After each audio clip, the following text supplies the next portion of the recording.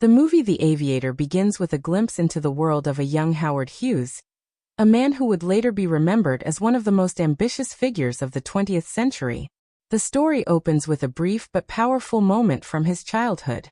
His mother bathes him and warns him about the dangers of disease, especially cholera. This seemingly small detail plants the first seeds of Howard's lifelong struggle with fear of germs and obsessive cleanliness. It is here, in his childhood, that both his brilliance and his inner demons begin to take shape. Fast forward to the 1920s, and we see Howard Hughes as a young man, full of energy, confidence, and extraordinary dreams. After inheriting a fortune from his wealthy family, Howard decides not to simply live a comfortable life, but to chase greatness. He moves to Hollywood, where his love for cinema drives him to make movies bigger, louder, and more spectacular than anything audiences had ever seen before. Howard pours his entire fortune into the production of Hell's Angels, an ambitious World War I film filled with breathtaking aerial combat scenes. He spends years reshooting, redesigning, and pushing his crew to capture the skies with real airplanes instead of models. At the time, most thought he was insane, wasting millions of dollars and risking lives for a movie. But Howard's obsession with perfection pays off. When Hell's Angels is finally released, it becomes a massive success and cements Hughes as a bold new voice in Hollywood. But Howard isn't satisfied with success in just one field. While building his reputation as a filmmaker, he is also nurturing his first love, aviation. Howard is fascinated by airplanes, speed, and the idea of breaking boundaries in the sky. He buys planes, redesigns them, and pushes the limits of what's possible.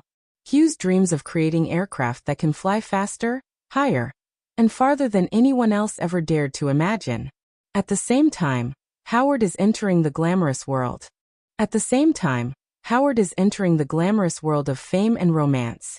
He is introduced to Hollywood stars and begins a relationship with the legendary Katharine Hepburn. Their bond is unique. She is strong, independent, and unafraid of his eccentricities. For a time, Katharine becomes his anchor, helping him manage both his brilliance and his increasingly strange habits. But beneath all the glory, cracks begin to appear. Hughes's obsession with perfection is not limited to movies and planes. It bleeds into his personal life. He becomes consumed with washing his hands repeatedly, isolating himself when germs terrify him, and slowly losing control of his private world. What started as ambition begins to look like madness. And yet, Hughes's story is not just about struggles. It's about triumphs against impossible odds. From Hell's Angels to his work with Hughes Aircraft, Howard is rewriting the rules of Hollywood and aviation at the same time. The world begins to see him not just as a filmmaker or a businessman, but as a symbol of daring innovation. As Howard Hughes's fame in Hollywood continues to grow, his passion for aviation becomes the true center of his life. Unlike other wealthy men who simply bought planes as toys, Hughes wanted to transform aviation itself. He believed aircraft could not only set records, but also change the way people connected across the world. One of his greatest dreams was to design planes that were faster and more efficient than anything ever seen. Through Hughes Aircraft, he invests millions of his own money into research and innovation. He pushes engineers and designers to create groundbreaking technology. And Hughes doesn't just sit behind a desk. He personally test flies many of the aircraft himself, taking life-threatening risks in pursuit of progress. Howard's obsession with speed and innovation soon leads him to attempt record-breaking flights. In 1935, he flies the Hughes H-1 Racer, setting a new airspeed record of over 350. Howard's obsession with speed and innovation soon leads him to attempt record-breaking flights. In 1935, he flies the Hughes H-1 Racer, setting a new airspeed record of over 350 miles per hour. At that moment, he becomes more than just a filmmaker or businessman. He becomes a national hero, admired as one of the greatest aviators of his generation. But Hughes doesn't stop there. In 1938, he undertakes one of the boldest challenges of his career, circumnavigating the globe in record time. For 4 days, Howard and his crew fly around the world, braving dangerous weather, exhaustion, and constant mechanical problems. When he finally lands in New York, crowds cheer as if he were a conquering hero. His name is splashed across newspapers everywhere. Howard Hughes, the man who flew around the world in just 91 hours. At the height of his fame, Hughes becomes more powerful than ever. His success in aviation is matched by his influence in Hollywood. He is no longer just a director. He now owns the major studio RKO Pictures, producing films that compete with the biggest names in the industry. But with success also comes enemies. Hughes's ambitious ideas for aviation begin to clash with major competitors like Pan American Airways, run by the powerful Juan Trippe. Trippe sees Hughes as a threat to his monopoly in commercial aviation, and uses political connections to try to destroy him. At the same time, Hughes is targeted by Senator Ralph Owen Brewster, who accuses him of misusing government contracts. What was once admiration for Hughes begins turning into suspicion and criticism. Meanwhile, Howard's personal life is growing increasingly unstable. His relationship with Katharine Hepburn, though passionate, begins to fracture. Katharine loves Howard, but struggles to live with his growing paranoia and uncontrollable obsessive-compulsive behavior. She eventually leaves him for another man, leaving Hughes emotionally shattered at Howard's obsession with speed and innovation soon lo. Still, Howard tries to move forward. He begins seeing Ava Gardner, another Hollywood starlet, who becomes both his lover and occasional caretaker.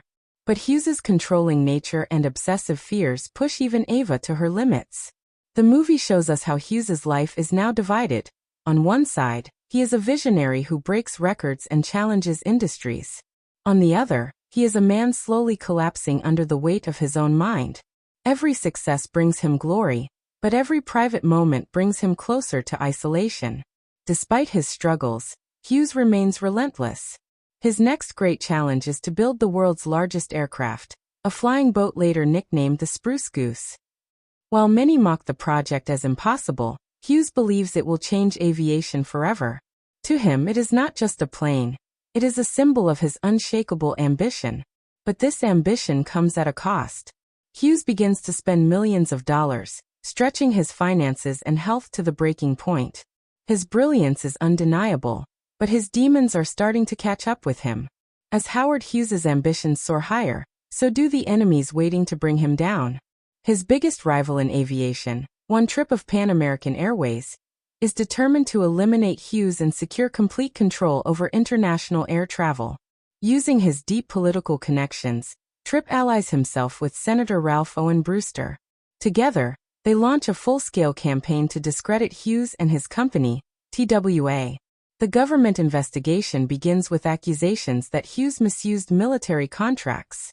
The most controversial project under attack is his massive flying boat, the H-4 Hercules, later nicknamed the Spruce Goose. Critics claim it is nothing but a waste of taxpayer money, a vanity project that will never fly. But Howard refuses to surrender. Despite his deteriorating health, he prepares for a brutal Senate hearing where his reputation, his company, and his legacy are on the line. This hearing is a turning point. Hughes may be a man plagued by paranoia and obsession, but in front of the Senate, he shines with clarity and defiance. His words win over public opinion. For a moment, the world once again sees Hughes not as a broken recluse, but as a heroic visionary fighting against powerful enemies. But outside the courtroom, his personal battles rage on.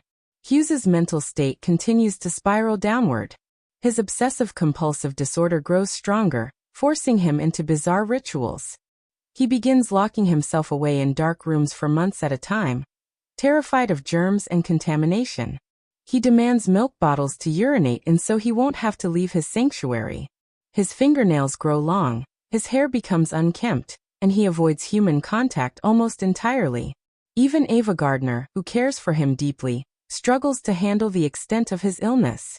There are moments when she visits him, finding Hughes in near-complete isolation, and despite her compassion, she realizes she cannot save him from himself. The contrast in the film becomes heartbreaking. On one hand, Howard Hughes is a genius who revolutionized Hollywood and aviation. On the other hand, he is a prisoner of his own mind, tormented by fears he cannot control. Still, Hughes refuses to quit. He continues to pour resources into his projects, most notably the H-4 Hercules. For Hughes, the massive flying boat is more than just an airplane. It is proof to the world, and perhaps to himself, that he is not finished. But his obsession with the project, combined with his mental breakdowns, pushes him deeper into financial and emotional ruin. Investors grow nervous, friends leave, and Hughes finds himself surrounded only by his fears and his stubborn determination to prove everyone wrong. The audience can see what few around Hughes could admit. He is fighting not just his competitors, but his own collapsing sanity. But his obsession with the project, combined with his mental breakdowns, backhand index pointing right, perfect for movie lovers who want to understand the real story behind the glamour. Backhand index pointing right. Don't miss this explosive breakdown of Hollywood's golden age.